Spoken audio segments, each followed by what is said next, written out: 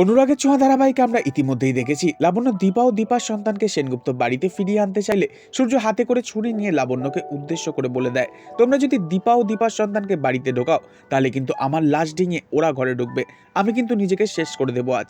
যা শুনে লাবণ্য ভীষণই ভেঙে পড়ে। দীপাকে আবারও বাড়িতে ফিরিয়ে আনার শেষ চেষ্টাটুকু করতে সাহস পায় না লাবণ্য কিছুতেই। সূর্যের অপমান সহ্য করতে না পেরে দীপা নিজেকে আরও শক্ত করে, প্রতিজ্ঞা করে সূর্যের কোনো সাহায্য ছাড়াই দীপা মানুষ করে তুলবে নিজের সন্তান মানুষ করতে দীপা শুরু করেছে মনে মনে এক অন্য লড়াই। তবে ভাগ্য কি দীপার সাথ দেবে? কারণ দীপার বুকে প্রচণ্ড ব্যথা শুরু হয়ে গেছে। এই সময় দীপার সন্তানের জন্য দীপার বেঁচে থাকাটা ভীষণই জরুরি। তবে দীপার মনে পড়ে গেছে সেদিন হাসপাতালে দীপা মিশকাকে নার্স বেশে হাতে ইঞ্জেকশন নিয়ে দেখেছিল। দীপা বুঝে গেছে মিশকাই দীপাকে সেদিন প্রাণে মেরে ফেলতে চেয়েছিল।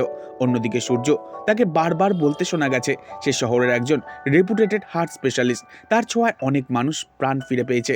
সূর্য কি দীপাকে প্রাণে বাঁচাতে পারবে দীপার ট্রিটমেন্ট করে, নাকি রাগের বশে সূর্যই এবার নিজের হাতে ভুল ইঞ্জেকশন দিয়ে শেষ করে দেবে দীপার খেলা? কোন দিকে যাবে গল্পের মোড়? তাহলে কি দীপা মারা গিয়ে গল্প এগিয়ে যাবে কয়েকটা বছর? ঠিক সেই কারণে কি লাবণ্য সেদিন ফর্সা নয় কালো বাচ্চাকে নিজের কোলে তুলে নিয়েছিল, যাতে আমরা দেখি দীপার পুনর্জন্ম?